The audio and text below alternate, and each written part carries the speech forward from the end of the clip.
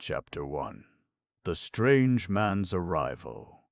The stranger came early in February, one wintry day, through a biting wind and a driving snow, the last snowfall of the year, over the down, walking from Bramblehurst railway station and carrying a little black portmanteau in his thickly gloved hand. He was wrapped up from head to foot, and the brim of his soft felt hat hid every inch of his face but the shiny tip of his nose. The snow had piled itself against his shoulders and chest, and added a white crest to the burden he carried. He staggered into the coach and horses, more dead than alive, and flung his portmanteau down. "A fire!" he cried, "in the name of human charity, a room and a fire!" He stamped and shook the snow from off himself in the bar, and followed Mrs. Hall into her guest parlor to strike his bargain.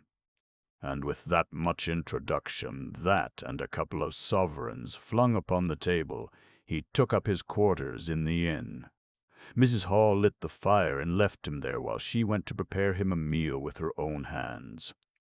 A guest to stop at Iping in the winter-time was an unheard-of piece of luck, let alone a guest who was no haggler, and she was resolved to show herself worthy of her good fortune.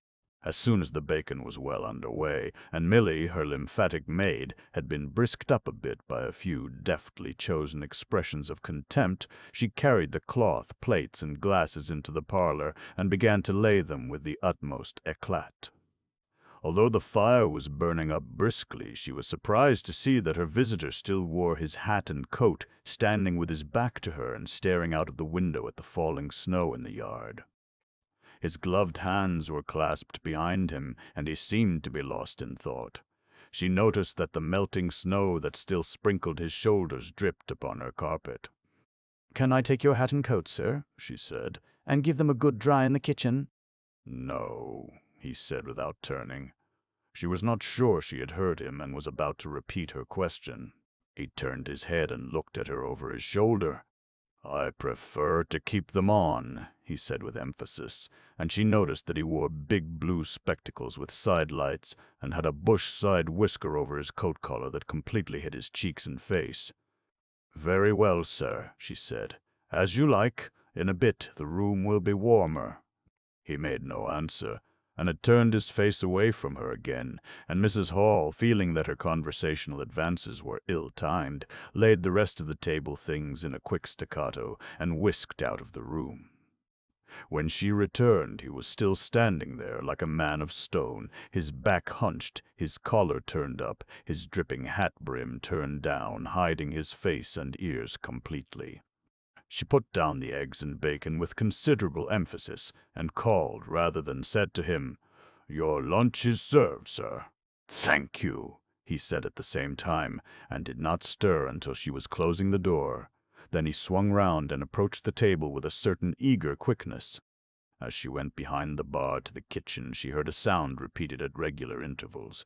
"Chirk, chirk, chirk," it went, the sound of a spoon being rapidly whisked round a basin. "That girl," she said. "There. I clean forgot it. It's her being so long." And while she herself finished mixing the mustard, she gave Milly a few verbal stabs for her excessive slowness. She had cooked the ham and eggs, laid the table and done everything, while Milly, help indeed, had only succeeded in delaying the mustard, and him a new guest and wanting to stay. Then she filled the mustard pot, and, putting it with a certain stateliness upon a gold and black tea-tray, carried it into the parlor. She rapped and entered promptly. As she did so, her visitor moved quickly so that she got but a glimpse of a white object disappearing behind the table. It would seem he was picking something from the floor.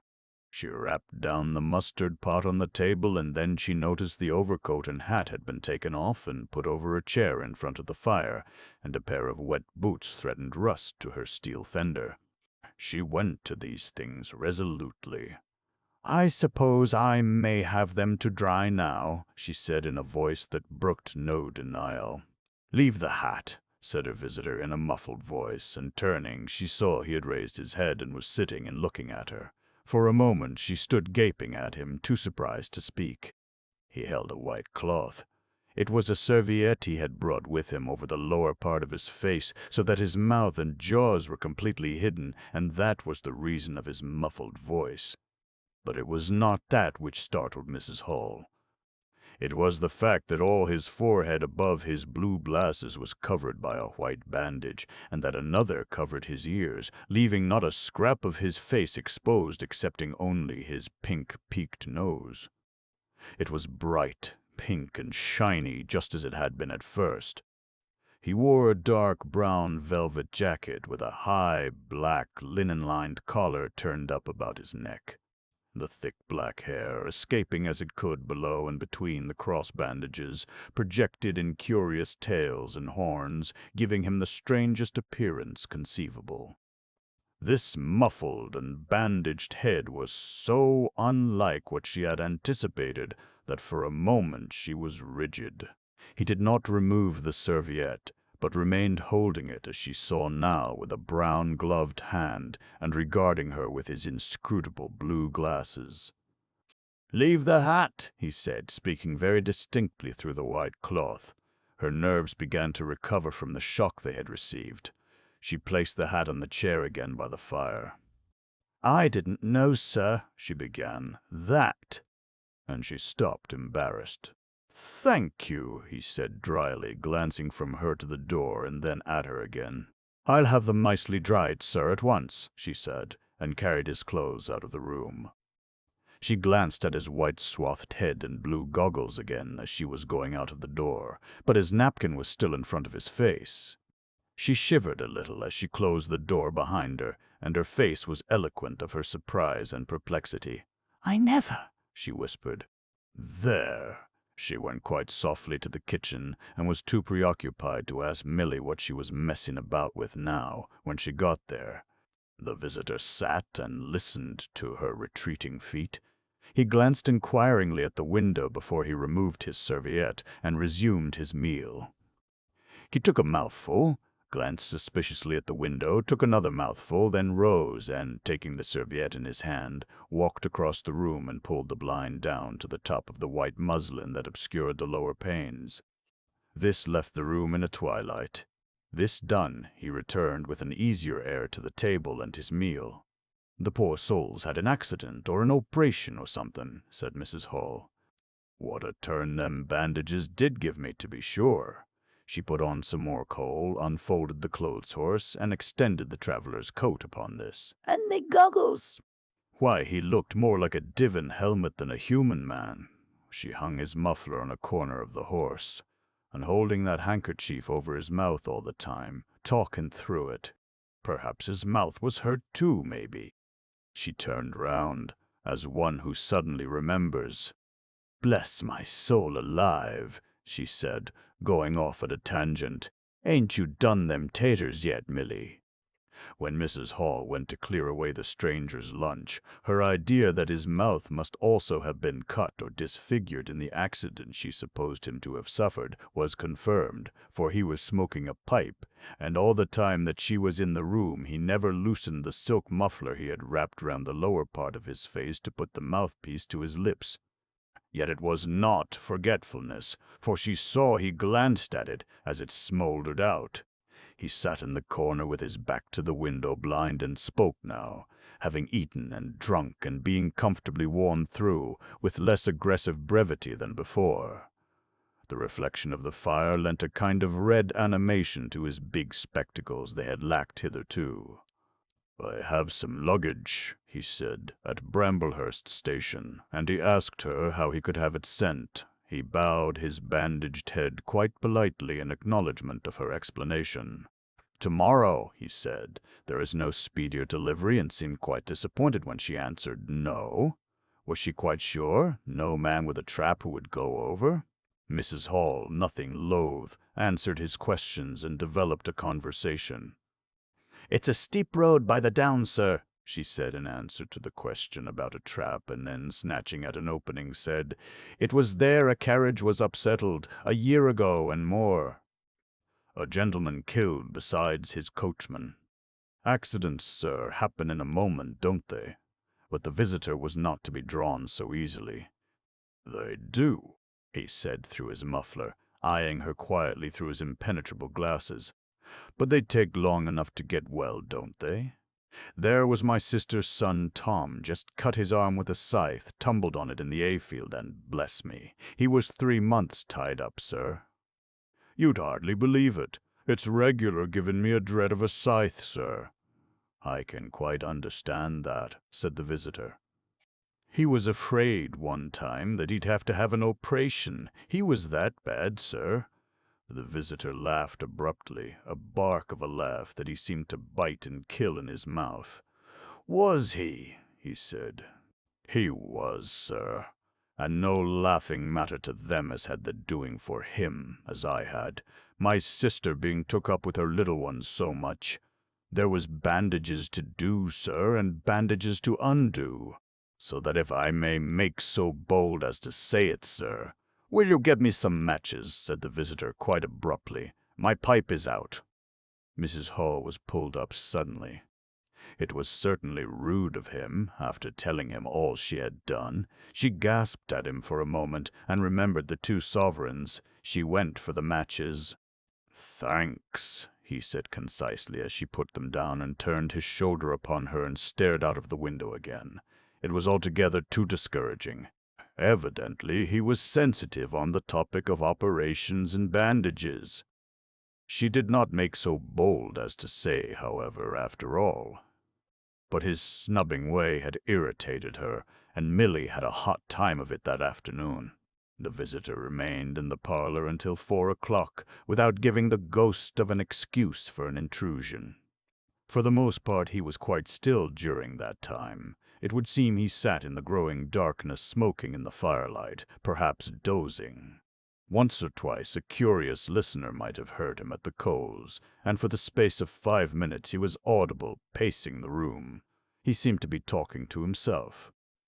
Then the armchair creaked as he sat down again. Chapter 2. M.R. Teddy Henfrey's First Impressions. At 4 o'clock, when it was fairly dark and Mrs. Hall was screwing up her courage to go in and ask her visitor if he would take some tea, Teddy Henfrey, the clock jobber, came into the bar. "My sakes, Mrs. Hall," said he, "but this is terrible weather for thin boots." The snow outside was falling faster. Mrs. Hall agreed, and then noticed he had his bag with him. "Now you're here, Mr. Teddy," said she, "I'd be glad if you'd give the old clock in the parlor a bit of a look." "'Tis going, and it strikes well and hearty, but the hour hand won't do nothing but point at 6. And leading the way, she went across to the parlor door and rapped and entered. Her visitor, she saw as she opened the door, was seated in the armchair before the fire, dozing, it would seem, with his bandaged head drooping on one side. The only light in the room was the red glow from the fire, which lit his eyes like adverse railway signals, but left his downcast face in darkness, and the scanty vestiges of the day that came in through the open door.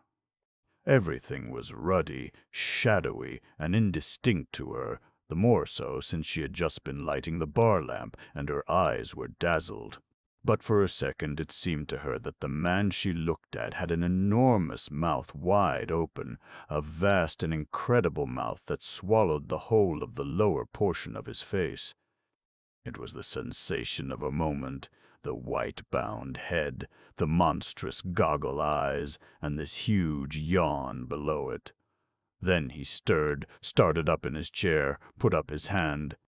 She opened the door wide so that the room was lighter, and she saw him more clearly, with the muffler held up to his face just as she had seen him hold the serviette before. The shadows, she fancied, had tricked her. "Would you mind, sir, this man a-coming to look at the clock, sir?" she said, recovering from the momentary shock. "Look at the clock," he said, staring round in a drowsy manner and speaking over his hand, and then, getting more fully awake, "Certainly."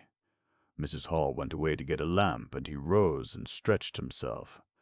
Then came the light, and Mr. Teddy Henfrey, entering, was confronted by this bandaged person. He was, he says, taken aback. "Good afternoon," said the stranger, regarding him, as Mr. Henfrey says, with a vivid sense of the dark spectacles, like a lobster. "I hope," said Mr. Henfrey, "that it's no intrusion." "None whatever," said the stranger. "Though I understand," he said, turning to Mrs. Hall, "that this room is really to be mine for my own private use." "I thought, sir," said Mrs. Hall, "you'd prefer the clock." "Certainly," said the stranger, "certainly. But as a rule, I like to be alone and undisturbed. But I'm really glad to have the clock seen to," he said, seeing a certain hesitation in Mr. Henfrey's manner. "Very glad." Mr. Henfrey had intended to apologize and withdraw, but this anticipation reassured him. The stranger turned round with his back to the fireplace and put his hands behind his back. "And presently," he said, "when the clock mending is over, I think I should like to have some tea, but not till the clock mending is over." Mrs. Hall was about to leave the room. She made no conversational advances this time because she did not want to be snubbed in front of Mr. Henfrey when her visitor asked her if she had made any arrangements about his boxes at Bramblehurst. She told him she had mentioned the matter to the postman and that the carrier could bring them over on the morrow. "You are certain that is the earliest?" he said. She was certain with a marked coldness. "I should explain," he added, "what I was really too cold and fatigued to do before, that I am an experimental investigator." "Indeed, sir," said Mrs. Hall, much impressed, "and my baggage contains apparatus and appliances." "Very useful things indeed they are, sir," said Mrs. Hall, "and I'm very naturally anxious to get on with my inquiries. Of course, sir, my reason for coming to Iping," he proceeded with a certain deliberation of manner, "was a desire for solitude. I do not wish to be disturbed in my work. In addition to my work, an accident—" "I thought as much," said Mrs. Hall to herself, "necessitates a certain retirement. My eyes are sometimes so weak and painful that I have to shut myself up in the dark for hours together. Lock myself up. Sometimes, now and then. Not at present, certainly. At such times, the slightest disturbance, the entry of a stranger into the room, is a source of excruciating annoyance to me. It is well these things should be understood." "Certainly, sir," said Mrs. Hall, "and if I might make so bold as to ask—" "That, I think, is all," said the stranger, with that quietly irresistible air of finality he could assume at will. Mrs. Hall reserved her question and sympathy for a better occasion. After Mrs. Hall had left the room, he remained standing in front of the fire, glaring, so Mr. Henfrey puts it, at the clock mending. Mr. Henfrey not only took off the hands of the clock and the face, but extracted the works, and he tried to work in as slow and quiet and unassuming a manner as possible. He worked with the lamp close to him, and the green shade threw a brilliant light upon his hands, and upon the frame and wheels, and left the rest of the room shadowy. When he looked up, colored patches swam in his eyes. Being constitutionally of a curious nature, he had removed the works, a quite unnecessary proceeding, with the idea of delaying his departure and perhaps falling into conversation with the stranger. But the stranger stood there perfectly silent and still. So still it got on Henfrey's nerves. He felt alone in the room and looked up, and there, gray and dim, was the bandaged head and huge blue lenses staring fixedly, with a mist of green spots drifting in front of them.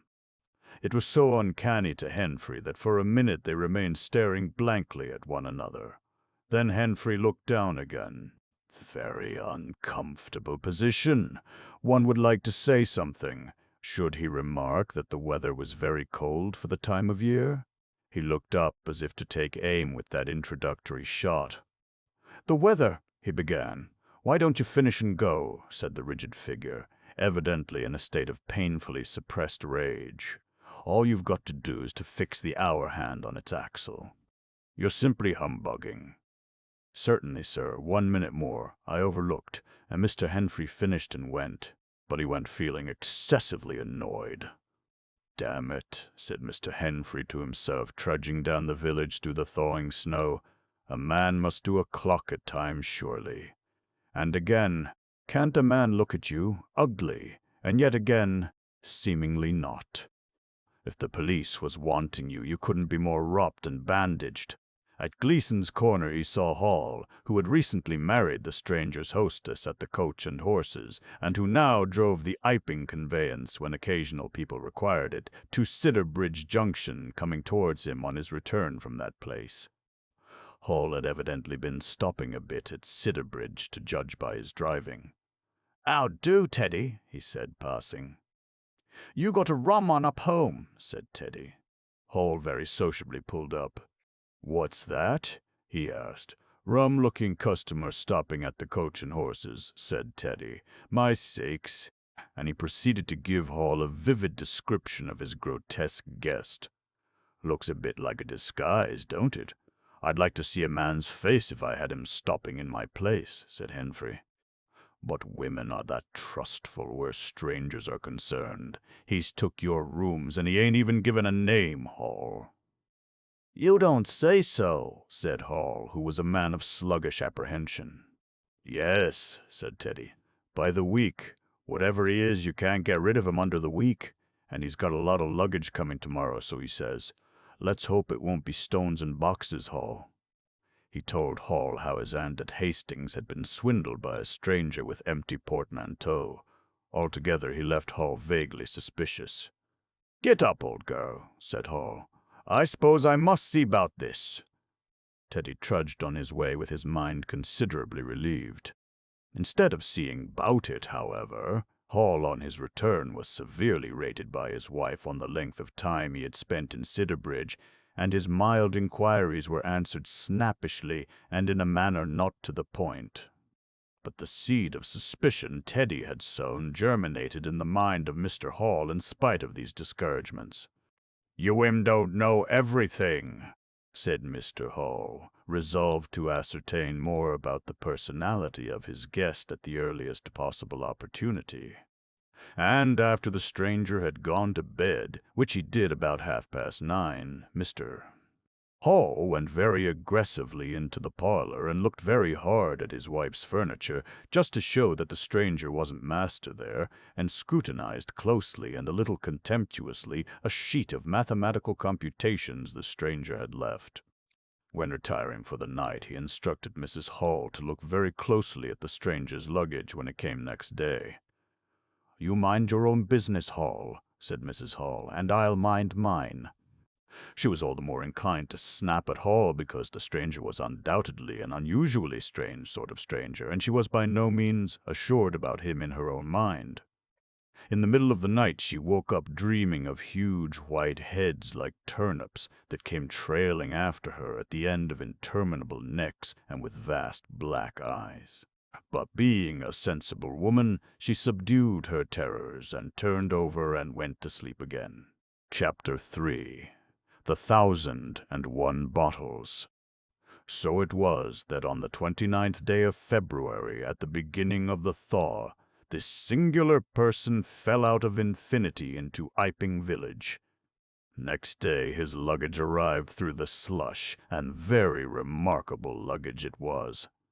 There were a couple of trunks indeed, such as a rational man might need, but in addition there were a box of books, big, fat books, of which some were just in an incomprehensible handwriting, and a dozen or more crates, boxes, and cases containing objects packed in straw, as it seemed to Hall, tugging with a casual curiosity at the straw-glass bottles. The stranger, muffled in hat, coat, gloves, and wrapper, came out impatiently to meet Farenside's cart, while Hall was having a word or so of gossip preparatory to helping bring them in. Out he came, not noticing Farenside's dog, who was sniffing in a dilettante spirit at Hall's legs. "Come along with those boxes," he said. "I've been waiting long enough." And he came down the steps towards the tail of the cart as if to lay hands on the smaller crate. No sooner had Farenside's dog caught sight of him, however, than it began to bristle and growl savagely, and when he rushed down the steps it gave an undecided hop and then sprang straight at his hand. "Whoop!" cried Hall, jumping back, for he was no hero with dogs, and Farenside howled, "Lie down!" and snatched his whip. They saw the dog's teeth had slipped the hand, heard a kick, saw the dog execute a flanking jump and get home on the stranger's leg, and heard the rip of his trousering.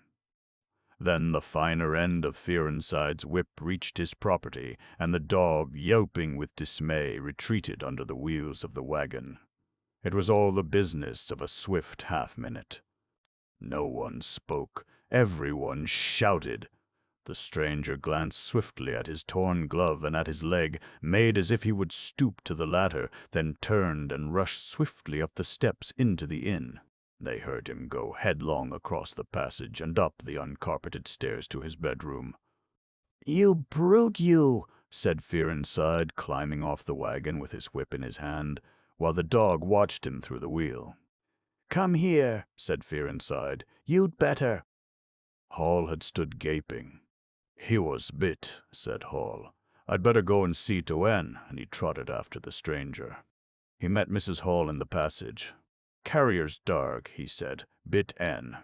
He went straight upstairs, and the stranger's door being ajar, he pushed it open and was entering without any ceremony, being of a naturally sympathetic turn of mind.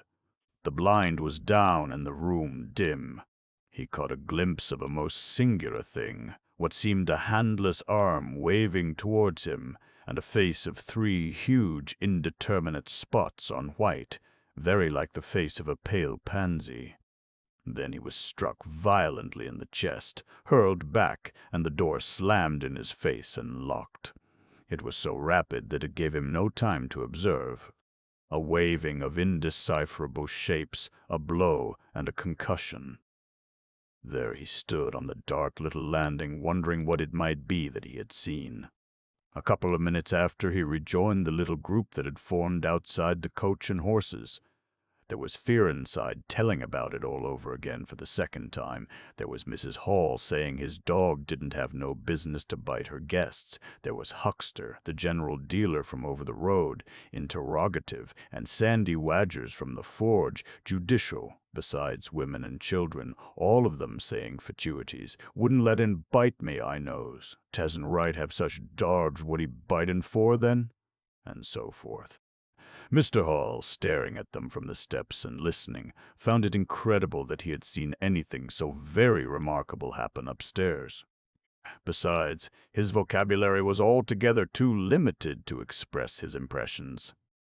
"He don't want no help, he said in answer to his wife's inquiry. "We better be a-taking of his luggage in. He ought to have it cauterized at once," said Mr. Huckster, "especially if it's at all inflamed." "I'd shoot N, that's what I'd do," said a lady in the group. Suddenly the dog began growling again. "Come along," cried an angry voice in the doorway, and there stood the muffled stranger with his collar turned up and his hat brim bent down. "The sooner you get those things in, the better I'll be pleased. It is stated by an anonymous bystander that his trousers and gloves had been changed. Was you hurt, sir?" said Fearenside. "I'm rare sorry the dog." "Not a bit," said the stranger. "Never broke the skin. Hurry up with those things." He then swore to himself. So Mr. Hall asserts, directly the first crate was, in accordance with his directions, carried into the parlor, the stranger flung himself upon it with extraordinary eagerness, and began to unpack it, scattering the straw with an utter disregard of Mrs. Hall's carpet. And from it he began to produce bottles, little fat bottles containing powders, small and slender bottles containing colored and white fluids, fluted blue bottles labeled poison, bottles with round bodies and slender necks, large green glass bottles, large white glass bottles, bottles with glass stoppers and frosted labels, bottles with fine corks, bottles with bungs, bottles with wooden caps, wine bottles, with wooden caps, wine bottles, salad oil bottles, putting them in rows on the chiffonier, on the mantel, on the table, under the window, round the floor, on the bookshelf, everywhere. The chemist's shop in Bramblehurst could not boast half so many. Quite a sight it was. Crate after crate yielded bottles, until all 6 were empty and the table high with straw. The only things that came out of these crates besides the bottles were a number of test tubes and a carefully packed balance. And directly the crates were unpacked, the stranger went to the window and set to work, not troubling in the least about the litter of straw, the fire which had gone out, the box of books outside, nor for the trunks and other luggage that had gone upstairs. When Mrs. Hall took his dinner in to him, he was already so absorbed in his work, pouring little drops out of the bottles into test tubes, that he did not hear her until she had swept away the bulk of the straw and put the tray on the table, with some little emphasis perhaps, seeing the state that the floor was in. Then he half turned his head and immediately turned it away again. But she saw he had removed his glasses. They were beside him on the table, and it seemed to her that his eye sockets were extraordinarily hollow. He put on his spectacles again, and then turned and faced her. She was about to complain of the straw on the floor when he anticipated her. "I wish you wouldn't come in without knocking," he said in the tone of abnormal exasperation that seemed so characteristic of him. "I knocked, but seemingly." "Perhaps you did. But in my investigations, my really very urgent and necessary investigations, the slightest disturbance, the jar of a door, I must ask you." "Certainly, sir. You can turn the lock if you're like that, you know. Any time." "A very good idea," said the stranger. "This straw, sir, if I might make so bold as to remark." "Don't. If the straw makes trouble, put it down in the bill." And he mumbled at her words suspiciously like curses. He was so odd, standing there, so aggressive and explosive, bottle in one hand and test tube in the other, that Mrs. Hall was quite alarmed. But she was a resolute woman. "In which case, I should like to know, sir, what you consider." "A shilling. Put down a shilling." "Surely a shilling's enough?" "So be it," said Mrs. Hall, taking up the tablecloth and beginning to spread it over the table. "If you're satisfied, of course." He turned and sat down with his coat collar toward her. All the afternoon he worked with the door locked and, as Mrs. Hall testifies, for the most part, in silence. But once there was a concussion and a sound of bottles ringing together as though the table had been hit, and the smash of a bottle flung violently down, and then a rapid pacing athwart the room. Fearing something was the matter, she went to the door and listened, not caring to knock. "I can't go on," he was raving. "I can't go on. 300,000, 400,000. The huge multitude. Cheated. All my life it may take me. Patience, patience indeed. Fool, fool." There was a noise of hobnails on the bricks in the bar, and Mrs. Hall had very reluctantly to leave the rest of his soliloquy. When she returned, the room was silent again, save for the faint crepitation of his chair and the occasional clink of a bottle. It was all over. The stranger had resumed work. When she took in his tea, she saw broken glass in the corner of the room under the concave mirror, and a golden stain that had been carelessly wiped. She called attention to it. "Put it down in the bill," snapped her visitor. "For God's sake, don't worry me. If there's damage done, put it down in the bill." And he went on, ticking a list in the exercise book before him. "I'll tell you something," said Fearenside mysteriously. It was late in the afternoon, and they were in the little beer shop of Ipinghanger. "Well," said Teddy Henfrey, "this chap you're speaking of, what my dog bit, well, he's black, leastways his legs are. I seed through the tear of his trousers and the tear of his glove. You'd have expected a sort of pinky to show, wouldn't you? Well, there wasn't none, just blackness. I tell you, he's as black as my hat." "My sakes," said Henfrey, "it's a rummy case altogether." "Why, his nose is as pink as paint." "That's true," said Fearenside. "I knows that, and I tell 'ee what I'm thinking. That marn's a piebald, Teddy. Black here and white there in patches, and he's ashamed of it. He's a kind of half-breed, and the colors come off patchy instead of mixing. I've heard of such things before, and it's the common way with horses, as anyone can see. Chapter 4. Mr. Cuss interviews the stranger. I have told the circumstances of the stranger's arrival in Iping with a certain fullness of detail, in order that the curious impression he created may be understood by the reader. But excepting two odd incidents, the circumstances of his stay until the extraordinary day of the club festival may be passed over very cursorily. There were a number of skirmishes with Mrs. Hall on matters of domestic discipline, but in every case until late April, when the first signs of penury began, he overrode her by the easy expedient of an extra payment. Hall did not like him, and whenever he dared, he talked of the advisability of getting rid of him. But he showed his dislike chiefly by concealing it ostentatiously and avoiding his visitor as much as possible. "Wait till the summer," said Mrs. Hall sagely, "when the artists are beginning to come. Then we'll see. He may be a bit overbearing, but bills settled. Punctual is bills settled punctual, whatever you'd like to say." The stranger did not go to church, and indeed made no difference between Sunday and the irreligious days, even in costume. He worked, as Mrs. Hall thought, very fitfully. Some days he would come down early and be continuously busy. On others he would rise late, pace his room, fretting audibly for hours together, smoke, sleep in the armchair by the fire. Communication with the world beyond the village he had none. His temper continued very uncertain. For the most part his manner was that of a man suffering under almost unendurable provocation, and once or twice things were snapped, torn, crushed, or broken in spasmodic gusts of violence. He seemed under a chronic irritation of the greatest intensity.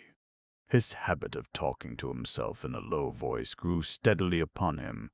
But though Mrs. Hall listened conscientiously, she could make neither head nor tail of what she heard.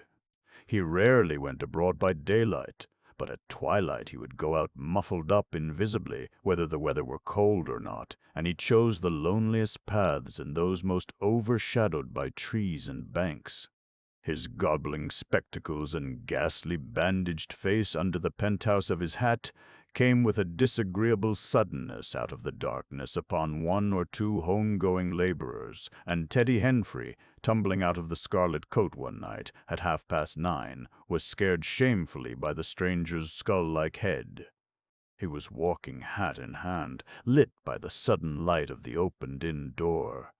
Such children as saw him at nightfall dreamt of bogies, and it seemed doubtful whether he disliked boys more than they disliked him, or the reverse, but there was certainly a vivid enough dislike on either side.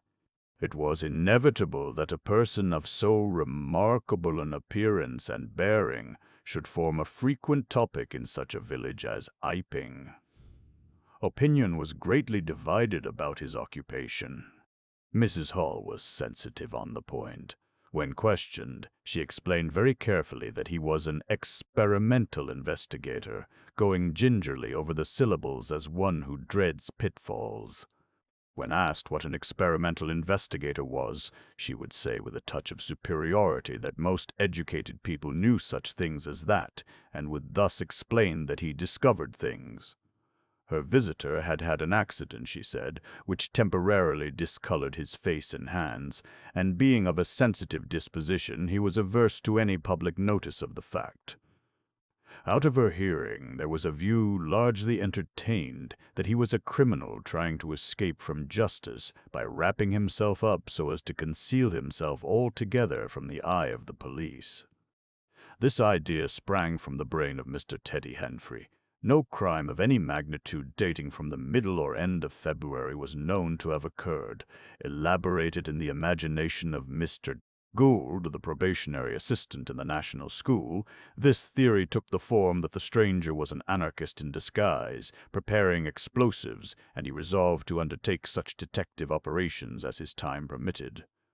These consisted for the most part in looking very hard at the stranger whenever they met, or in asking people who had never seen the stranger leading questions about him.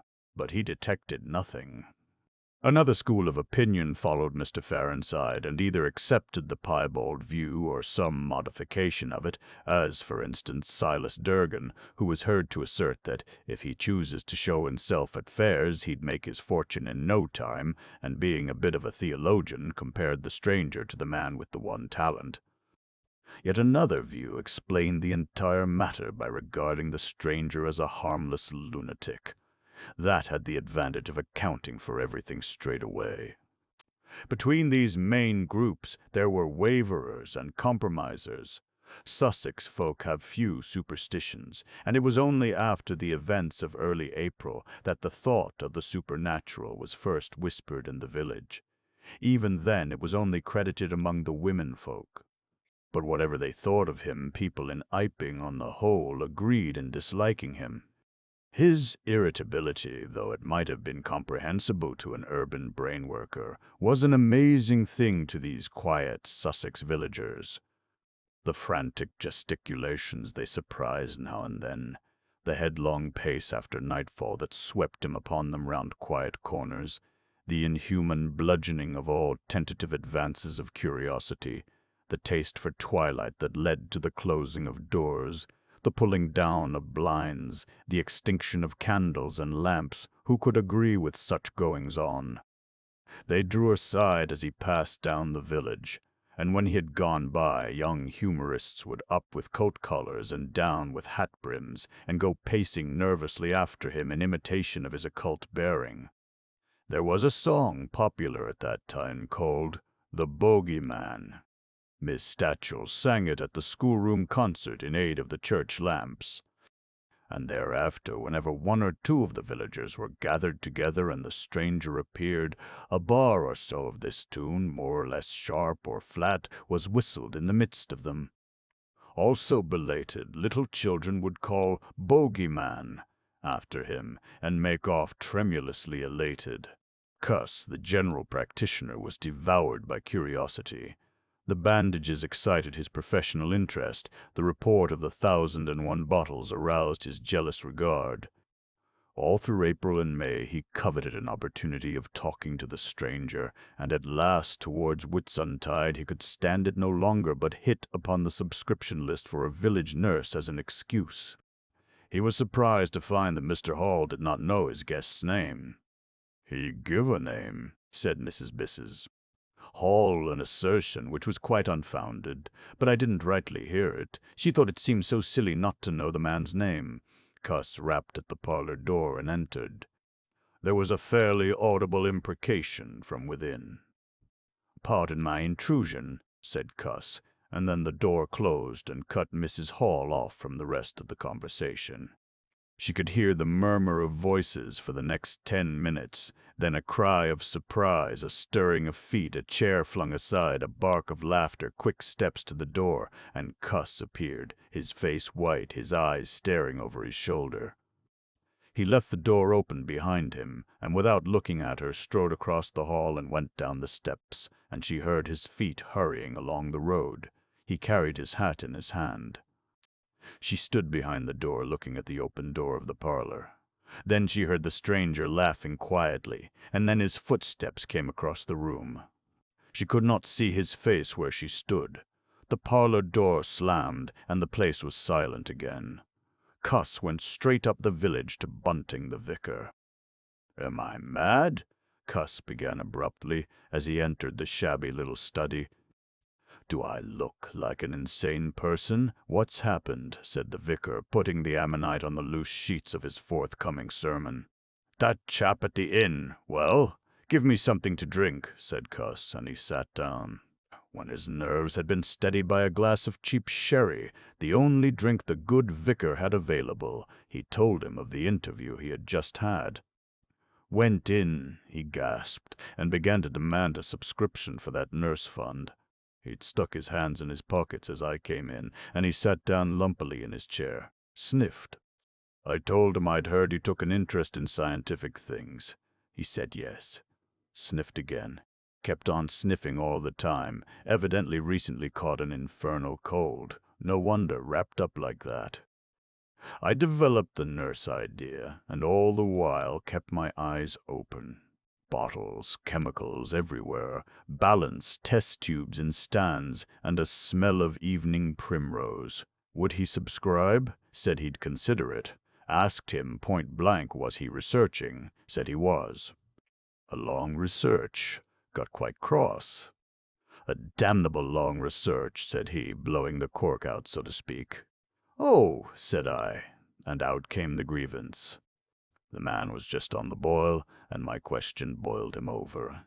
He had been given a prescription, most valuable prescription. What for he wouldn't say.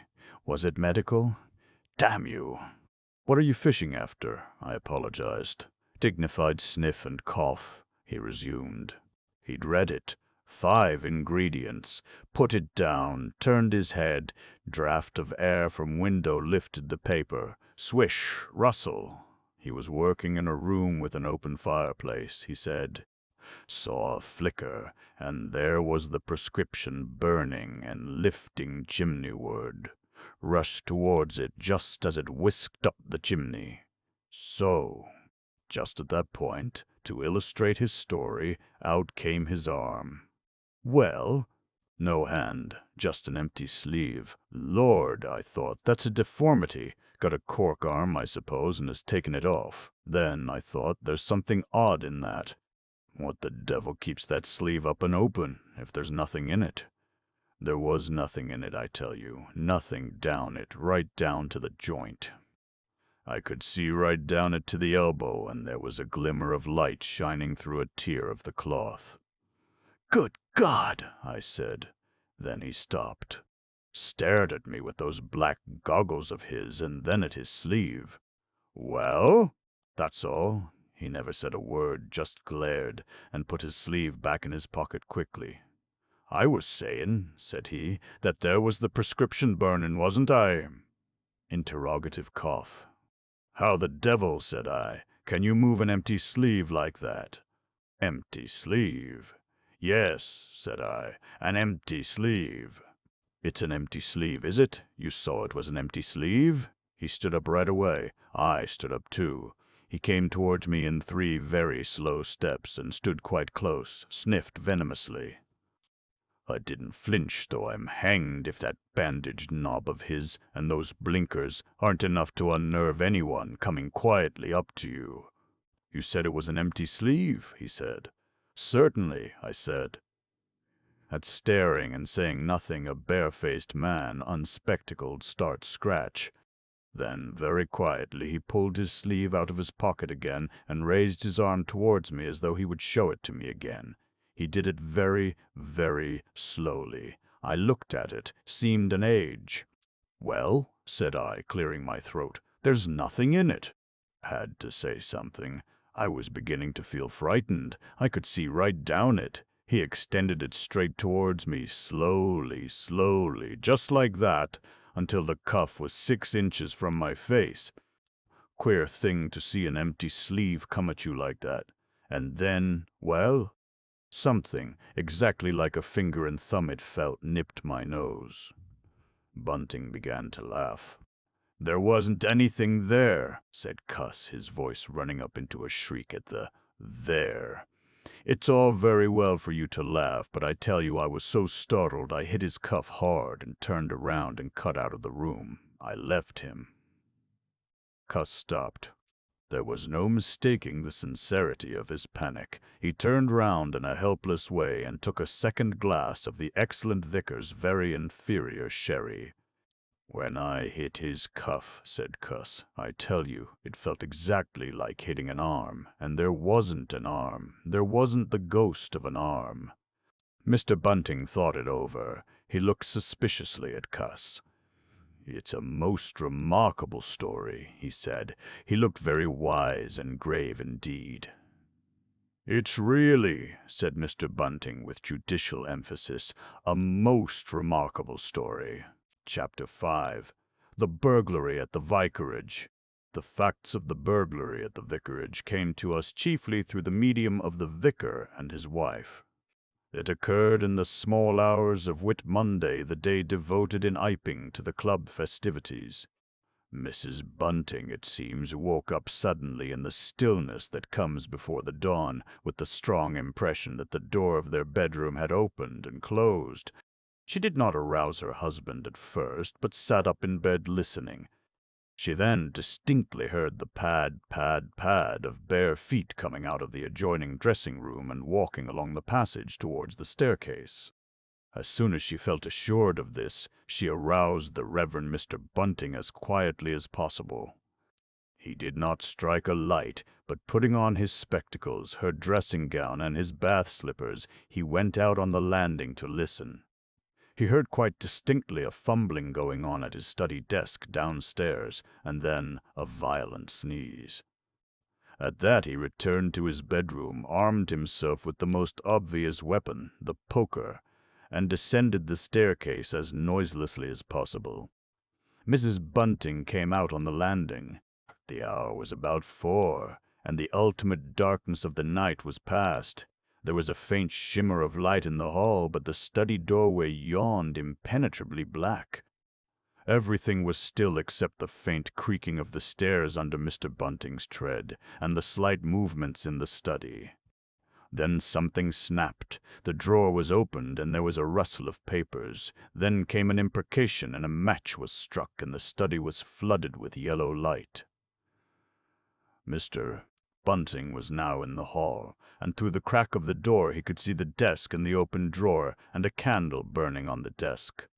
But the robber he could not see. He stood there in the hall, undecided what to do, and Mrs. Bunting, her face white and intent, crept slowly downstairs after him. One thing kept Mr. Bunting's courage, the persuasion that this burglar was a resident in the village. They heard the chink of money and realized that the robber had found the housekeeping reserve of gold, £2 10½ sovereigns altogether. At that sound, Mr. Bunting was nerved to abrupt action. Gripping the poker firmly, he rushed into the room, closely followed by Mrs. Bunting. "Surrender!" cried Mr. Bunting fiercely, and then stooped amazed. Apparently the room was perfectly empty. Yet their conviction that they had, that very moment, heard somebody moving in the room had amounted to a certainty. For half a minute, perhaps, they stood gaping. Then Mrs. Bunting went across the room and looked behind the screen, while Mr. Bunting, by a kindred impulse, peered under the desk. Then Mrs. Bunting turned back the window curtains, and Mr. Bunting looked up the chimney and probed it with the poker. Then Mrs. Bunting scrutinized the wastepaper basket, and Mr. Bunting opened the lid of the coal scuttle. Then they came to a stop and stood with eyes interrogating each other. "I could have sworn," said Mr. Bunting. "The candle," said Mr. Bunting. "Who lit the candle?" "The drawer," said Mrs. Bunting. "And the money's gone." She went hastily to the doorway. Of all the strange occurrences, there was a violent sneeze in the passage. They rushed out, and as they did so, the kitchen door slammed. "Bring the candle," said Mr. Bunting, and led the way. They both heard a sound of bolts being hastily shot back. As he opened the kitchen door, he saw through the scullery that the back door was just opening, and the faint light of early dawn displayed the dark masses of the garden beyond. He is certain that nothing went out of the door. It opened, stood open for a moment, and then closed with a slam. As it did so, the candle Mrs. Bunting was carrying from the study flickered and flared. It was a minute or more before they entered the kitchen. The place was empty. They refastened the back door, examined the kitchen, pantry, and scullery thoroughly, and at last went down into the cellar. There was not a soul to be found in the house, search as they would. Daylight found the vicar and his wife, a quaintly costumed little couple, still marveling about on their own ground floor by the unnecessary light of a guttering candle. Chapter 6. The Furniture That Went Mad. Now it happened that in the early hours of Whit Monday, before Milly was hunted out for the day, Mr. Hall and Mrs. Hall both rose and went noiselessly down into the cellar. Their business there was of a private nature, and had something to do with the specific gravity of their beer. They had hardly entered the cellar when Mrs. Hall found she had forgotten to bring down a bottle of sarsaparilla from their joint room. As she was the expert and principal operator in this affair, Hall very properly went upstairs for it. On the landing he was surprised to see that the stranger's door was ajar. He went on into his own room and found the bottle as he had been directed. But returning with the bottle, he noticed that the bolts of the front door had been shot back, that the door was in fact simply on the latch. And with a flash of inspiration he connected this with the stranger's room upstairs and the suggestions of Mr. Teddy Henfrey. He distinctly remembered holding the candle while Mrs. Hall shut these bolts overnight. At the sight he stopped gaping, then with the bottle still in his hand went upstairs again. He rapped at the stranger's door. There was no answer. He rapped again, then pushed the door wide open and entered. It was as he expected. The bed, the room also, was empty. And what was stranger even to his heavy intelligence, on the bedroom chair and along the rail of the bed were scattered the garments, the only garments so far as he knew, and the bandages of their guest. His big slouch hat even was cocked jauntily over the bedpost. As Hall stood there, he heard his wife's voice coming out of the depth of the cellar, with that rapid telescoping of the syllables and interrogative cocking up of the final words to a high note, by which the West Sussex villager is wont to indicate a brisk impatience. "George, you God, what a wand!" At that he turned and hurried down to her. "Janny," he said over the rail of the cellar steps, "'tas the truth what Henfrey says. He's not in us room, he ain't. And the front door's unbolted." At first Mrs. Hall did not understand, and as soon as she did, she resolved to see the empty room for herself. Hall, still holding the bottle, went first. "If he ain't there," he said, "his clothes are. And what's he doing without his clothes then? 'Tas a most curious business." As they came up the cellar steps, they both, it was afterwards ascertained, fancied they heard the front door open and shut, but seeing it closed and nothing there, neither said a word to the other about it at the time. Mrs. Hall passed her husband in the passage and ran on first upstairs. Someone sneezed on the staircase. Hall, following 6 steps behind, thought that he heard her sneeze. She, going on first, was under the impression that Hall was sneezing. She flung open the door and stood regarding the room. "Of all the curious," she said. She heard a sniff close behind her head, as it seemed, and turning, was surprised to see Hall a dozen feet off on the topmost stair. But in another moment he was beside her. She bent forward and put her hand on the pillow, and then under the clothes. "Cold," she said. "He's been up this hour or more." As she did so, a most extraordinary thing happened. The bedclothes gathered themselves together, leapt up suddenly into a sort of peak, and then jumped headlong over the bottom rail. It was exactly as if a hand had clutched them in the center and flung them aside. Immediately after, the stranger's hat hopped off the bedpost, described a whirling flight in the air through the better part of a circle, and then dashed straight at Mrs. Hall's face. Then, as swiftly, came the sponge from the washstand, and then the chair, flinging the stranger's coat and trousers carelessly aside, and laughing dryly in a voice singularly like the stranger's, turned itself up with its 4 legs at Mrs. Hall, seemed to take aim at her for a moment, and charged at her. She screamed and turned, and then the chair legs came gently but firmly against her back and impelled her and Hall out of the room. The door slammed violently and was locked. The chair and bed seemed to be executing a dance of triumph for a moment, and then abruptly everything was still. Mrs. Hall was left almost in a fainting condition in Mr. Hall's arms on the landing. It was with the greatest difficulty that Mr. Hall and Milly, who had been roused by her scream of alarm, succeeded in getting her downstairs, and applying the restoratives customary in such cases. "'Tas spirits," said Mrs. Hall. "I know 'tas spirits. I've read in papers avant, tables and chairs leaping and dancing. Take a drop more, Janny," said Hall. "'Twill steady ye." "Lock him out," said Mrs. Hall. "Don't let him come in again. I half guessed. I might ha' known." with them goggling eyes and bandaged head, and never going to church of a Sunday. And all they bottles more'n it's right for anyone to have. He's put the sperrits into the furniture, my good old furniture.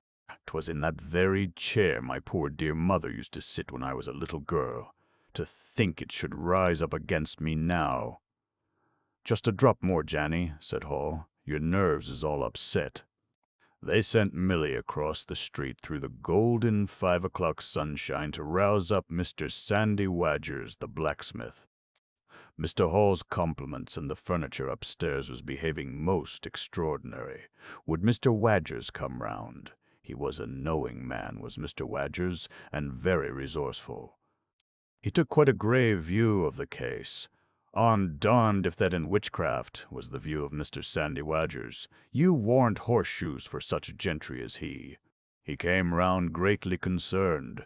They wanted him to lead the way upstairs to the room, but he didn't seem to be in any hurry. He preferred to talk in the passage. Over the way Huckster's apprentice came out and began taking down the shutters of the tobacco window. He was called over to join the discussion. Mr. Huckster naturally followed over in the course of a few minutes. The Anglo-Saxon genius for parliamentary government asserted itself. There was a great deal of talk and no decisive action. "Let's have the facts first," insisted Mr. Sandy Wadgers. "Let's be sure we be acting perfectly right in bustin' that there door open. A door on bust is always open to bustin', but you can't unbust a door once you've busted on." And suddenly and most wonderfully the door of the room upstairs opened of its own accord, and as they looked up in amazement, they saw descending the stairs the muffled figure of the stranger, staring more blackly and blankly than ever with those unreasonably large blue glass eyes of his. He came down stiffly and slowly, staring all the time. He walked across the passage staring, then stopped. "Look there," he said, and their eyes followed the direction of his gloved finger and saw a bottle of sarsaparilla hard by the cellar door. Then he entered the parlor and suddenly, swiftly, viciously slammed the door in their faces. Not a word was spoken until the last echoes of the slam had died away. They stared at one another. "Well, if that don't lick everything," said Mr. Wadgers, and left the alternative unsaid. "I'd go in and ask him about it," said Wadgers to Mr. Hall. "I'd demand an explanation." It took some time to bring the landlady's husband up to that pitch. At last he rapped, opened the door, and got as far as, "Excuse me, go to the devil," said the stranger in a tremendous voice, "and shut that door after you." So that brief interview terminated. Chapter 7.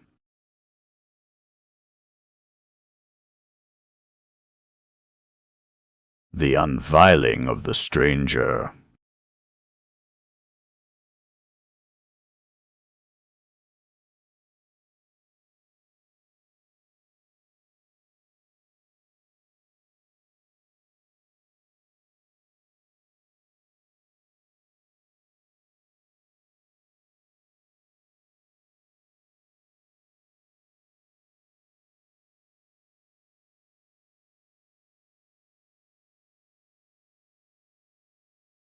All that time he must have fasted.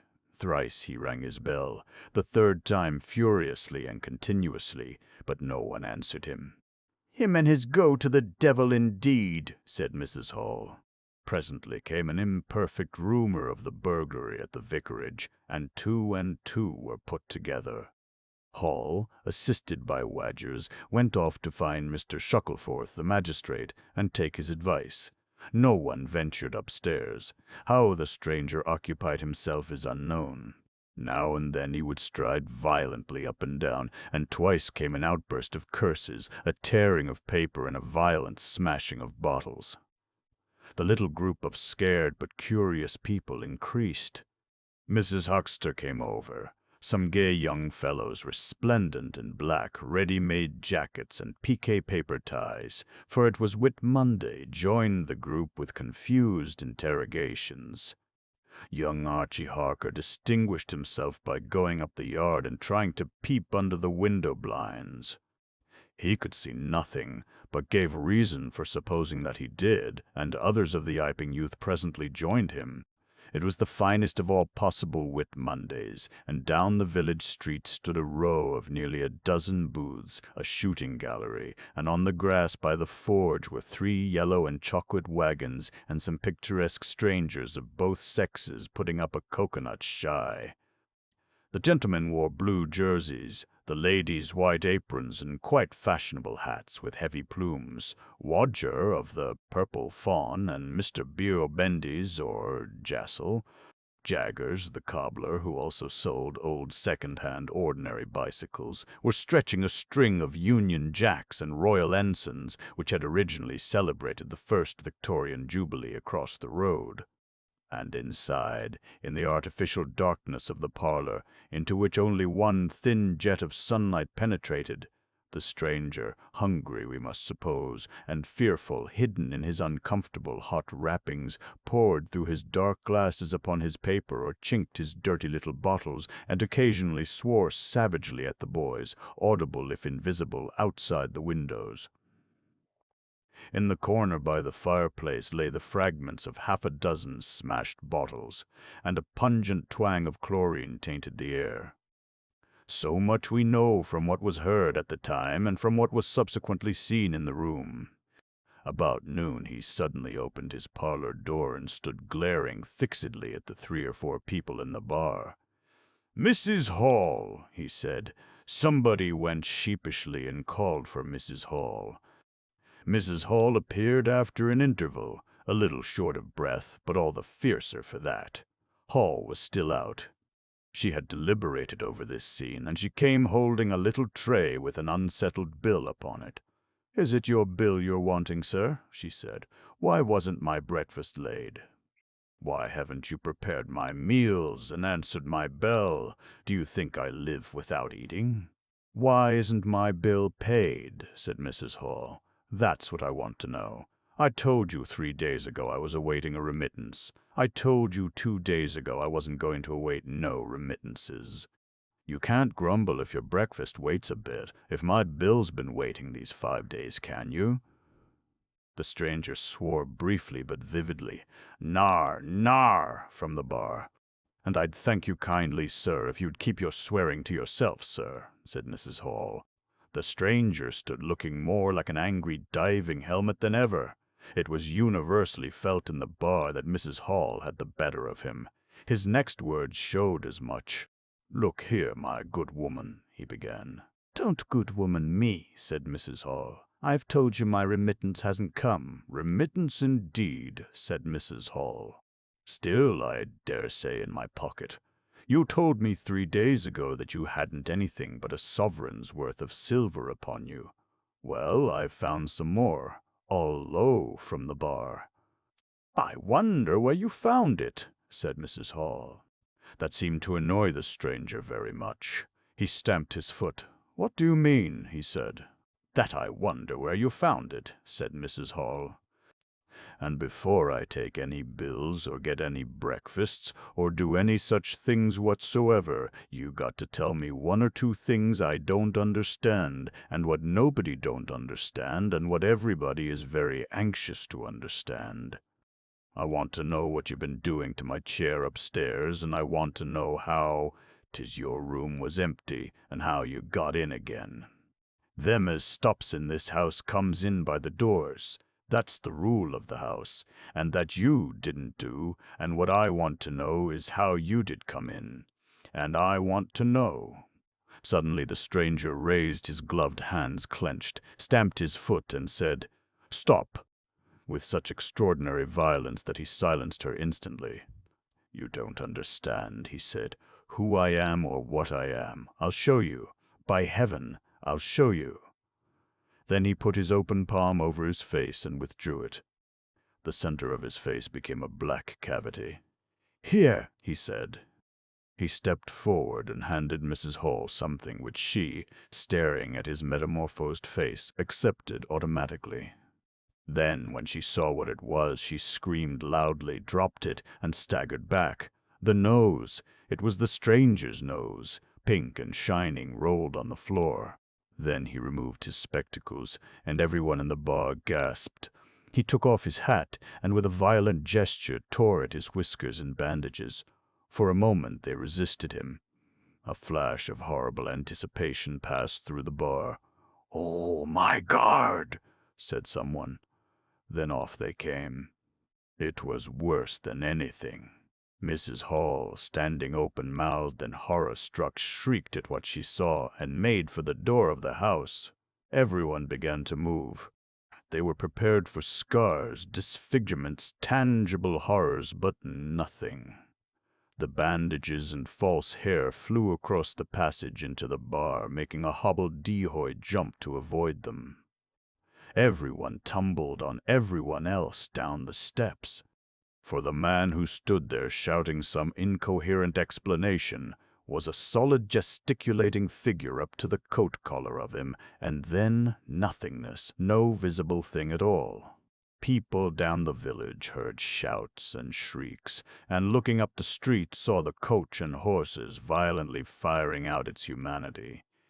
They saw Mrs. Hall fall down and Mr. Teddy Henfrey jump to avoid tumbling over her. And then they heard the frightful screams of Milly, who, emerging suddenly from the kitchen at the noise of the tumult, had come upon the headless stranger from behind. These increased suddenly. Forthwith everyone all down the street, the sweetstuff seller, coconut shy proprietor and his assistant, the swingman, little boys and girls, rustic dandies, smart wenches, smocked elders and aproned gypsies, began running towards the inn, and in a miraculously short space of time a crowd of perhaps 40 people, and rapidly increasing, swayed and hooted and inquired and exclaimed and suggested in front of Mrs. Hall's establishment, Everyone seemed eager to talk at once, and the result was babble. A small group supported Mrs. Hall, who was picked up in a state of collapse. There was a conference, and the incredible evidence of a vociferous eye-witness. "Oh, Bogey, what's he been doing then? Ain't hurt the girl, has he? Run it on with a knife, I believe. No, Ed, I tell ye. I don't mean no manner of speaking. I mean, marn, ithout a Ed. Nonsense, 'tis some conjuring trick. Fetched off his wrapping, he did." In its struggles to see in through the open door, the crowd formed itself into a straggling wedge, with the more adventurous apex nearest the inn. He stood for a moment. I heard the gal scream, and he turned. I saw her skirts whisk, and he went after her. Didn't take 10 seconds. Back he comes with a knife in his hand and a loaf, stood just as if he was staring.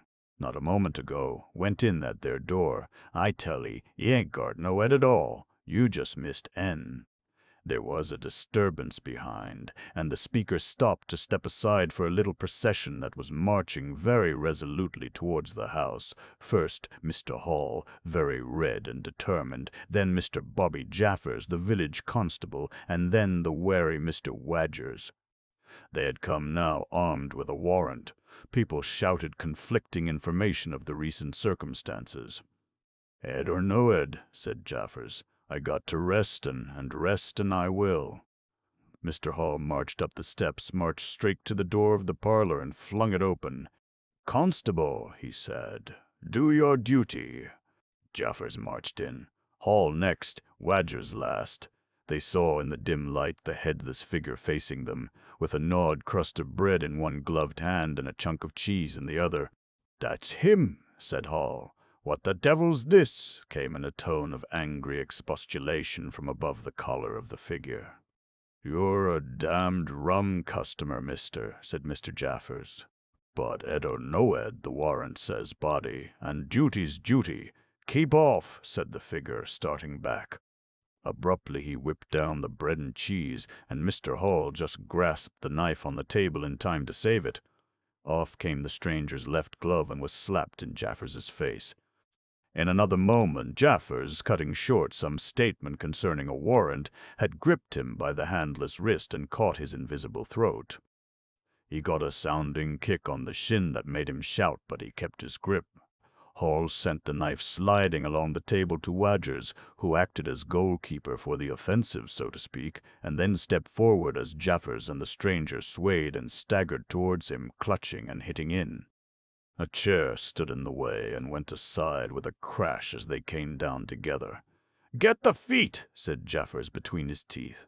Mr. Hall, endeavoring to act on instructions, received a sounding kick in the ribs that disposed of him for a moment, and Mr. Wadgers, seeing the decapitated stranger had rolled over and got the upper side of Jaffers, retreated towards the door, knife in hand, and so collided with Mr. Huckster and the Sidderbridge carter coming to the rescue of law and order.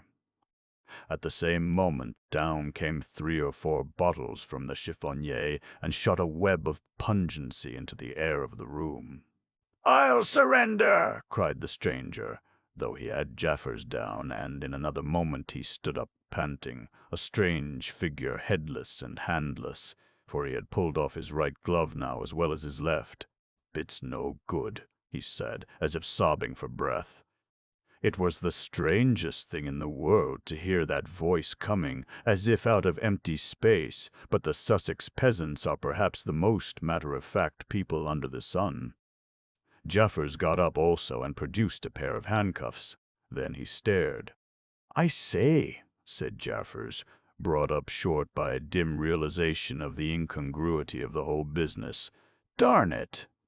Can't use 'em, as I can see." The stranger ran his arm down his waistcoat, and as if by a miracle the buttons to which his empty sleeve pointed became undone. Then he said something about his shin and stooped down.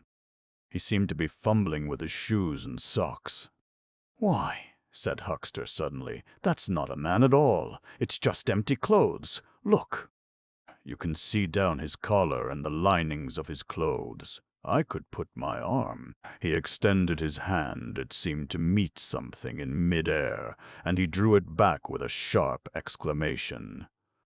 "I wish you'd keep your fingers out of my eye," said the aerial voice, in a tone of savage expostulation. "The fact is, I'm all here, head, hands, legs, and all the rest of it, but it happens I'm invisible. It's a confounded nuisance, but I am. That's no reason why I should be poked to pieces by every stupid bumpkin in Iping, is it?" The suit of clothes, now all unbuttoned and hanging loosely upon its unseen supports, stood up, arms akimbo. Several other of the men-folks had now entered the room, so that it was closely crowded. "Invisible, eh?" said Huckster, ignoring the stranger's abuse. "Who ever heard the likes of that? It's strange, perhaps, but it's not a crime. Why am I assaulted by a policeman in this fashion?" "Ah, that's a different matter," said Jaffers. "No doubt you are a bit difficult to see in this light, but I got a warrant and it's all correct. What I'm after ain't no invisibility, it's burglary. There's a house been broke into and money took. Well, and circumstances certainly point." "Stuff and nonsense," said the invisible man. "I hope so, sir, but I've got my instructions." "Well," said the stranger, I'll come. But no handcuffs." "It's the regular thing," said Jaffers. "No handcuffs," stipulated the stranger. "Pardon me," said Jaffers. Abruptly the figure sat down, and before anyone could realize was being done, the slippers, socks, and trousers had been kicked off under the table. Then he sprang up again and flung off his coat. "Here, stop that!" said Jaffers, suddenly realizing what was happening. He gripped at the waistcoat. It struggled, and the shirt slipped out of it and left it limp and empty in his hand.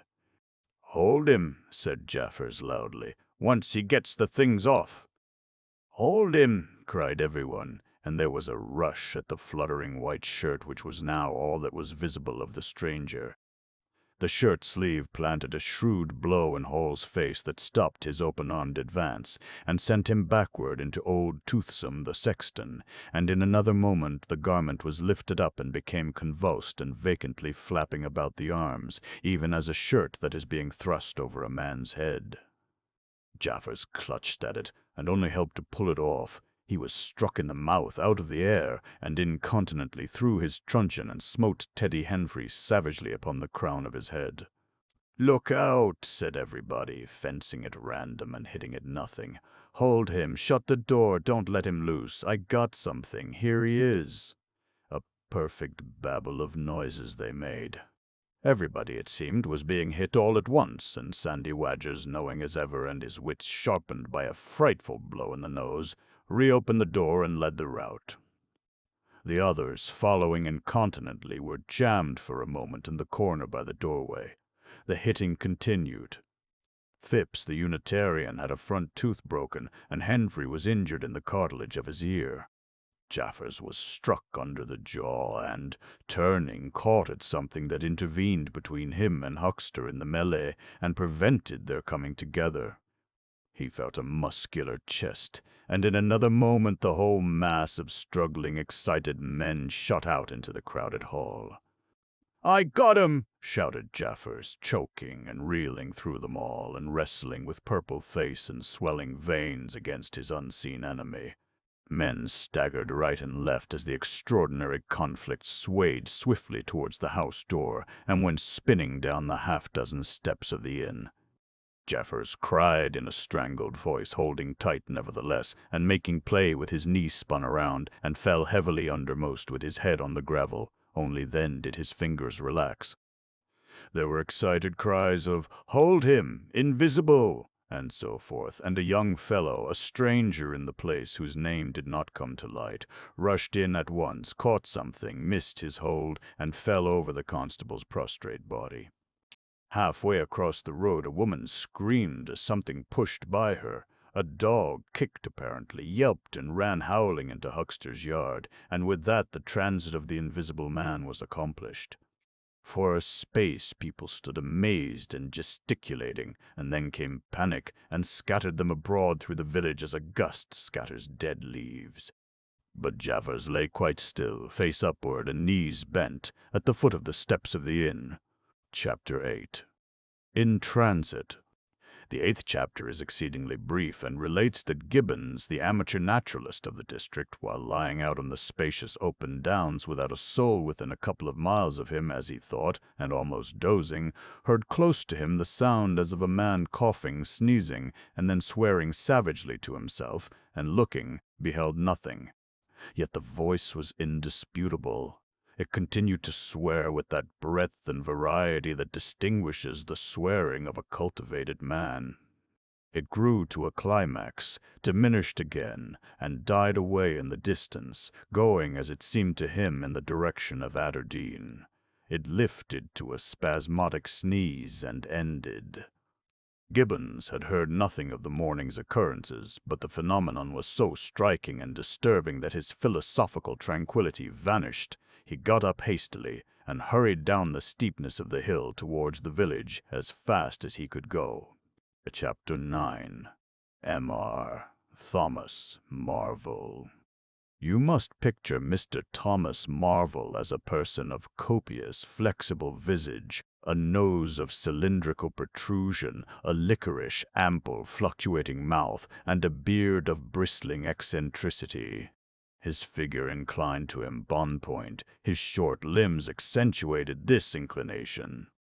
He wore a furry silk hat, and the frequent substitution of twine and shoelaces for buttons, apparent at critical points of his costume, marked a man essentially bachelor. Mr. Thomas Marvel was sitting with his feet in a ditch by the roadside over the down towards Aberdeen, about 1.5 miles out of Iping. His feet, save for socks of irregular openwork, were bare. His big toes were broad and pricked like the ears of a watchful dog. In a leisurely manner, he did everything in a leisurely manner, he was contemplating trying on a pair of boots.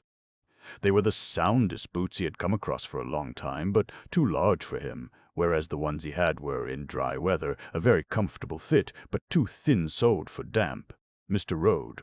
Thomas Marvel hated roomy shoes, but then he hated damp. He had never properly thought out which he hated most, and it was a pleasant day, and there was nothing better to do. So he put the 4 shoes in a graceful group on the turf and looked at them. And seeing them there among the grass and springing agrimony, it suddenly occurred to him that both pairs were exceedingly ugly to see. He was not at all startled by a voice behind him. "They're boots, anyhow," said the voice. "They are charity boots," said Mr. Thomas Marvel with his head on one side, regarding them distastefully. "And which is the ugliest pair in the whole blessed universe, I'm darned if I know." Said the voice. "I've worn worse. In fact, I've worn none. But none so audacious ugly, if you'll allow the expression. I've been cadging boots in particular for days, because I was sick of them. They're sound enough, of course, but a gentleman on tramp sees such a thundering lot of his boots, and if you'll believe me, I've raised nothing in the whole blessed country, try as I would, but them. Look at 'em, and a good country for boots, too, in a general way. But it's just my promiscuous luck. I've got my boots in this country 10 years or more, and then they treat you like this." "It's a beast of a country," said the voice, "and pigs for people." "Ain't it?" said Mr. Thomas Marvel. "Lord, but them boots! It beats it." He turned his head over his shoulder to the right to look at the boots of his interlocutor with a view to comparisons, and lo! Where the boots of his interlocutor should have been were neither legs nor boots. He was irradiated by the dawn of a great amazement. "Where are you?" said Mr. Thomas Marvel over his shoulder and coming on all fours. He saw a stretch of empty downs with the wind swaying the remote green-pointed furze bushes. "Am I drunk?" said Mr. Marvel. "Have I had visions? Was I talking to myself? What the—" "Don't be alarmed," said a voice. "None of your ventriloquizing me," said Mr. Thomas Marvel, rising sharply to his feet. "Where are you? Alarmed indeed." "Don't be alarmed," repeated the voice. "You'll be alarmed in a minute, you silly fool," said Mr. Thomas Marvel. "Where are you?" "Let me get my mark on you. Are you buried?" said Mr. Thomas Marvel after an interval. There was no answer. Mr. Thomas Marvel stood boopless and amazed, his jacket nearly thrown off. "Peewit," said a peewit very remote. "Peewit, indeed," said Mr. Thomas Marvel. "This ain't no time for foolery." The down was desolate. East and west, north and south, the road with its shallow ditches and white bordering stakes ran smooth and empty north and south, and, save for that peewit, the blue sky was empty too. "So help me," said Mr. Thomas Marvel, shuffling his coat onto his shoulders again. "It's the drink. I might ha' known." "It's not the drink," said the voice. "You keep your nerves steady." "Ow!" said Mr. Marvel, and his face grew white amidst its patches. "It's the drink," his lips repeated noiselessly. He remained staring about him, rotating slowly backwards. "I could have swore I heard a voice," he whispered. "Of course you did!" "It's there again," said Mr. Marvel, closing his eyes and clasping his hand on his brow with a tragic gesture. He was suddenly taken by the collar and shaken violently, and left more dazed than ever. "Don't be a fool," said the voice. "I'm off my blooming chump," said Mr. Marvel. "It's no good, it's fretting about them blarsted boots. I'm off my blessed blooming chump. Or it's spirits." "Neither one thing nor the other," said the voice. "Listen, chump," said Mr. Marvel. "1 minute," said the voice, penetratingly, tremulous with self-control. "Well," said Mr. Thomas Marvel, with a strange feeling of having been dug in the chest by a finger. "You think I'm just imagination?" "Just imagination? What else can you be?" said Mr. Thomas Marvel, rubbing the back of his neck. "Very well," said the voice, in a tone of relief. "Then I'm going to throw flints at you till you think differently. But where are you?" The voice made no answer. Whiz came a flint apparently out of the air, and missed Mr. Marvel's shoulder by a hair's breadth. Mr. Marvel, turning, saw a flint jerk up into the air, trace a complicated path, hang for a moment, and then fling at his feet with almost invisible rapidity. He was too amazed to dodge. Whiz it came, and ricocheted from a bare toe into the ditch. Mr. Thomas Marvel jumped a foot and howled aloud. Then he started to run, tripped over an unseen obstacle, and came head over heels into a sitting position. "Now," said the voice, as a third stone curved upward and hung in the air above the tramp, "am I imagination?" Mr. Marvel, by way of reply, struggled to his feet and was immediately rolled over again. He lay quiet for a moment. "If you struggle any more," said the voice, "I shall throw the flint at your head." "It's a fair do," said Mr. Thomas Marvel, sitting up, taking his wounded toe in hand and fixing his eye on the third missile. "I don't understand it. Stones flinging themselves, stones talking. Put yourself down, rot away, I'm done." The third flint fell. "It's very simple," said the voice. "I'm an invisible man." "Tell us something I don't know," said Mr. Marvel, gasping with pain. "Where you've hid, how you do it, I don't know." "I'm beat. That's all," said the voice. "I'm invisible. That's what I want you to understand. Anyone could see that. There is no need for you to be so confounded impatient, mister. Now then, give us a notion. How are you hid?" "I'm invisible. That's the great point. And what I want you to understand is this." "But whereabouts?" interrupted Mr. Marvel. "Here, 6 yards in front of you." "Oh, come, I ain't blind. You'll be telling me next you're just thin air. I'm not one of your ignorant tramps." "Yes, I am. Thin air, you're looking through me." "What? Ain't there any stuff to you?" "Foxette." "What is it?" "Jabber." "Is it that? I am just a human being, solid, needing food and drink, needing covering too, but I'm invisible. You see? Invisible. Simple idea." "Invisible? What? Real like?" "Yes, real." "Let's have a hand of you," said Marvel. "If you are real—" "It won't be so darn out of the way like then." "Lord," he said, "how you made me jump, gripping me like that." He felt the hand that had closed round his wrist with his disengaged fingers, and his fingers went timorously up the arm, patted a muscular chest, and explored a bearded face. Marvel's face was astonishment. "I'm dashed," he said, "if this don't beat cockfighting. Most remarkable. And there I can see a rabbit clean through you, off a mile away. Not a bit of you visible except—" He scrutinized the apparently empty space keenly. "You haven't been eating bread and cheese?" he asked, holding the invisible arm. "You're quite right, and it's not quite assimilated into the system." "Ah," said Mr. Marvel, "sort of ghostly, though. Of course all this isn't half so wonderful as you think." "It's quite wonderful enough for my modest wants," said Mr. Thomas Marvel. "How'd you manage it? How the deuce is it done? It's too long a story. And besides, I tell you, the whole business fairly beats me," said Mr. Marvel. "What I want to say at present is this. I need help. I have come to that. I came upon you suddenly. I was wandering mad with rage, naked, impotent. I could have murdered. And I saw you." "Lord," said Mr. Marvel. "I came up behind you," hesitated, went on. Mr. Marvel's expression was eloquent, then stopped. "Here," I said, "is an outcast like myself. This is the man for me. So I turned back and came to you. You and—" "Roared," said Mr. Marvel. "But I'm all in a tizzy. May I ask, how is it?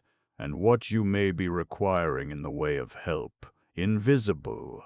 I want you to help me get clothes and shelter, and then with other things. I've left them long enough.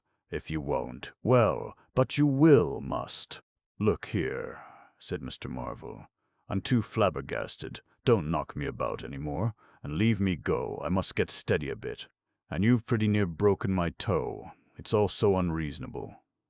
Empty downs, empty sky, nothing visible for miles except the bosom of nature.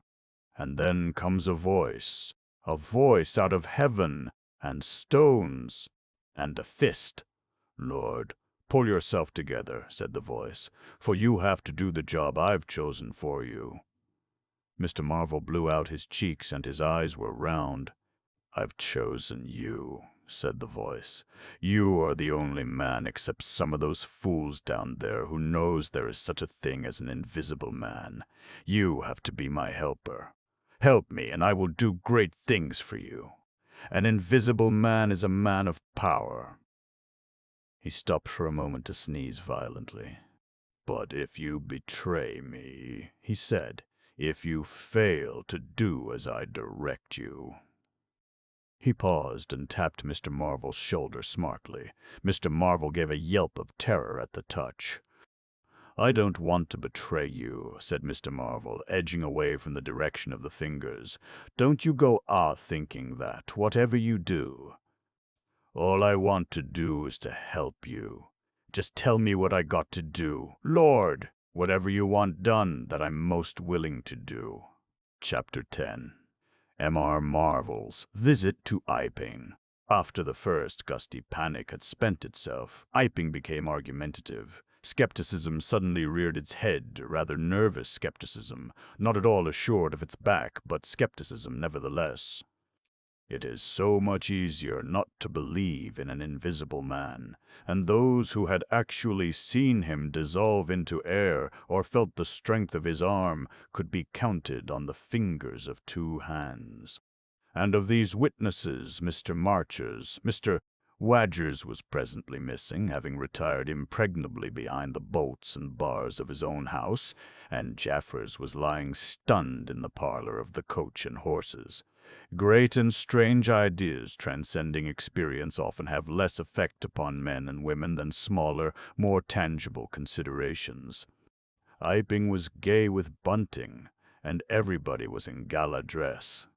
Whit Monday had been looked forward to for a month or more. By the afternoon, even those who believed in the unseen were beginning to resume their little amusements in a tentative fashion, on the supposition that he had quite gone away, and with the skeptics he was already a jest. But people, skeptics and believers alike, were remarkably sociable all that day. Hazeman's Meadow was gay with a tent in which Mrs. Bunting and other ladies were preparing tea, while, without, the Sunday school children ran races and played games under the noisy guidance of the curate and the Misses Cuss and Sackbut.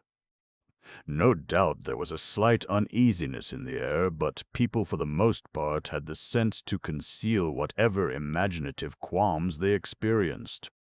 On the village green an inclined strong rope, down which, clinging the while to a pulley-swung handle, one could be hurled violently against a sack at the other end, came in for considerable favor among the adolescents, as also did the swings and the coconut shies. There was also promenading, and the steam organ attached to a small roundabout filled the air with a pungent flavor of oil and with equally pungent music. Members of the club who had attended church in the morning were splendid in badges of pink and green, and some of the gayer-minded had also adorned their bowler hats with brilliant-colored favors of ribbon. Old Fletcher, whose conceptions of holiday-making were severe, was visible through the jasmine about his window or through the open door, whichever way you chose to look, poised delicately on a plank supported on two chairs and whitewashing the ceiling of his front room. About 4 o'clock a stranger entered the village from the direction of the Downs. He was a short, stout person in an extraordinarily shabby top hat, and he appeared to be very much out of breath. His cheeks were alternately limp and tightly puffed. His mottled face was apprehensive, and he moved with a sort of reluctant alacrity. He turned the corner of the church and directed his way to the Coach and Horses. Among others, old Fletcher remembers seeing him, and indeed the old gentleman was so struck by his peculiar agitation that he inadvertently allowed a quantity of whitewash to run down the brush into the sleeve of his coat while regarding him. This stranger, to the perceptions of the proprietor of the coconut shy, appeared to be talking to himself, and Mr. Huckster remarked the same thing. He stopped at the foot of the Coach and Horses steps, and, according to Mr. Huckster, appeared to undergo a severe internal struggle before he could induce himself to enter the house. Finally, he marched up the steps, and was seen by Mr. Huckster to turn to the left and open the door of the parlor. Mr. Huckster heard voices from within the room and from the bar, apprising the man of his error. "That room's private," said Hall, and the stranger shut the door clumsily and went into the bar. In the course of a few minutes he reappeared, wiping his lips with the back of his hand with an air of quiet satisfaction that somehow impressed Mr. Huckster as assumed. He stood looking about him for some moments, and then Mr. Huckster saw him walk in an oddly furtive manner towards the gates of the yard, upon which the parlor window opened. The stranger, after some hesitation, leant against one of the gate-posts, produced a short clay pipe, and prepared to fill it. His fingers trembled while doing so. He lit it clumsily, and folding his arms began to smoke in a languid attitude, an attitude which his occasional glances up the yard altogether belied. All this Mr. Huckster saw over the canisters of the tobacco window, and the singularity of the man's behavior prompted him to maintain his observation. Presently the stranger stood up abruptly and put his pipe in his pocket. Then he vanished into the yard. Forthwith Mr. Huckster, conceiving he was witness of some petty larceny, leapt round his counter and ran out into the road to intercept the thief. As he did so, Mr. Marvel reappeared, his hat askew, a big bundle in a blue tablecloth in one hand, and 3 books tied together, as it proved afterwards, with the vicar's braces in the other. Directly he saw Huckster, he gave a sort of gasp, and turning sharply to the left, began to run. "Stop, thief!" cried Huckster, and set off after him. Directly he saw Huckster. Huckster's sensations were vivid but brief. He saw the man just before him, and spurting briskly for the church corner and the hill road. He saw the village flags and festivities beyond, and a face or so turned towards him. He bawled, "Stop!" again. He had hardly gone 10 strides before his shin was caught in some mysterious fashion, and he was no longer running, but flying with inconceivable rapidity through the air. He saw the ground suddenly close to his face. The world seemed to splash into a million whirling specks of light, and subsequent proceedings interested him no more. Chapter 11. In the Coach and Horses. Now, in order clearly to understand what had happened in the inn, it is necessary to go back to the moment when Mr. Marvel first came into view of Mr. Huckster's window. At that precise moment Mr. Cuss and Mr. Bunting were in the parlor. They were seriously investigating the strange occurrences of the morning, and were, with Mr. Hall's permission, making a thorough examination of the invisible man's belongings. Jeffers had partially recovered from his fall, and had gone home in the charge of his sympathetic friends. The stranger's scattered garments had been removed by Mrs. Hall, and the room tidied up. And on the table under the window, where the stranger had been wont to work, Cuss had hit almost at once on 3 big books in manuscript labeled "Diary." "Diary," said Cuss, putting the 3 books on the table. "Now, at any rate, we shall learn something." The vicar stood with his hands on the table. "Diary," repeated Cuss, sitting down, putting 2 volumes to support the 3rd, and opening it. No name on the fly-leaf. Bother. Cipher. And figures." The vicar came round to look over his shoulder. Cuss turned the pages over with a face suddenly disappointed. Dear me. It's all cipher, Bunting." "There are no diagrams?" asked Mr. Bunting. "No illustrations throwing light?" "See for yourself," said Mr. Cuss. "Some of it's mathematical, and some of it's Russian, or some such language, to judge by the letters, and some of it's Greek."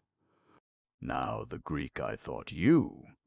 "Of course," said Mr. Bunting, taking out and wiping his spectacles, and feeling suddenly very uncomfortable, for he had no Greek left in his mind worth talking about. "Yes, the Greek, of course, may furnish a clue. I'll find you a place." "I'd rather glance through the volumes first," said Mr. Bunting, still wiping. "A general impression first, Cuss, and then, we can go looking for clues." He coughed, put on his glasses, arranged them fastidiously, coughed again, and wished something would happen to avert the seemingly inevitable exposure. Then he took the volume Cuss handed him in a leisurely manner. And then something did happen. The door opened suddenly. Both gentlemen started violently, looked round, and were relieved to see a sporadically rosy face beneath a furry silk hat. "Tap?" asked the face, and stood staring. "No," said both gentlemen at once. "Over the other side, my man," said Mr. Bunting. "And please shut that door," said Mr. Cuss irritably.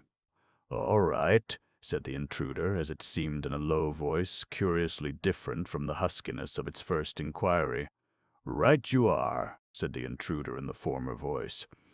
"Stand clear," and he vanished and closed the door. "A sailor, I should judge," said Mr. Bunting. "Amusing fellows they are. Stand clear, indeed." A nautical term referring to his getting back out of the room.